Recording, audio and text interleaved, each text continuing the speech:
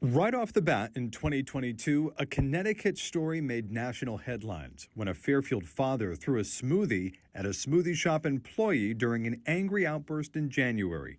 Viral video captured him throwing it and yelling a racist remark. Who are you?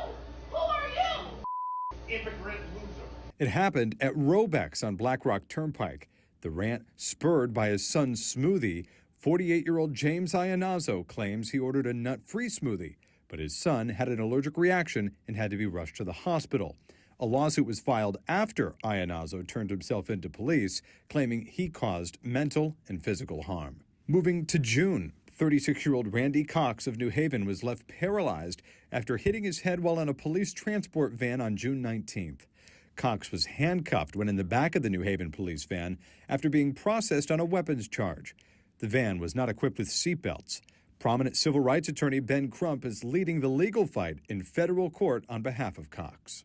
They'll probably see little to no jail time, and Randy Cox has a life sentence. The Connecticut State's Attorney's Office has brought criminal charges against the 5 police personnel involved in the incident. All were charged with reckless endangerment and cruelty to persons. The officers are currently on paid administrative leave. To August, a sentencing years in the making. Rick DeBate of Ellington was convicted of murdering his wife Connie back in 2015. The trial lasted 5 weeks long.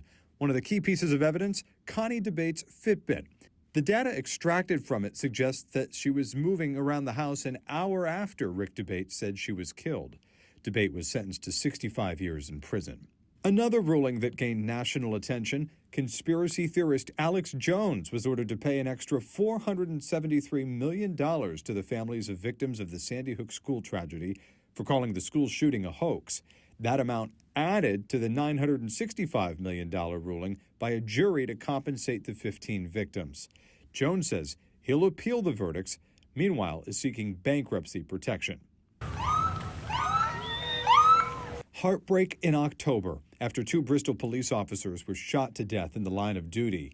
Lieutenant Dustin DeMonte and Sergeant Alex Hamzy were killed while responding to a call in what police believe was an ambush. Officer Alec Ayurado was shot and injured. Ayurado shot and killed the suspect on scene. The Inspector General said that the use of force was justified.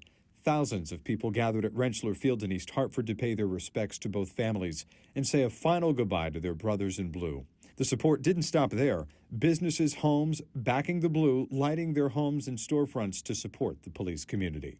And it was a case that started in November and lasted through December.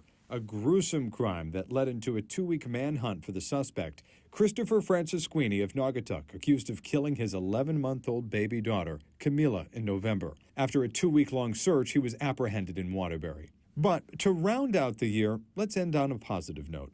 Memorable moments include the vice president visiting Connecticut twice this year, and major events continued, like the Travelers' Championship and the Manchester Road Race. But one event made a return to the capital city, the Hartford St. Patrick's Day Parade. 2022 was the first parade since the pandemic. Thousands turned out to watch the march down Main Street. Fox 61 brought you all the coverage of all the fun. And lastly, a story that gripped the hearts of many in Connecticut.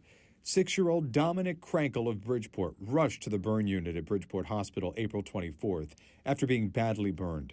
He and other kids were playing unsupervised with gasoline. Dominic suffered 3rd-degree burns and spent 2 weeks in the hospital recovering. The Bridgeport community and entire state saw photos of Dominic and rallied to support him and his family. First responders held a parade outside the hospital to show their support. A GoFundMe was set up to help Dominic's family pay for his medical bills. With a goal of reaching $50,000, almost $600,000 was ultimately raised. I'm Ben Goldman, Fox 61 News.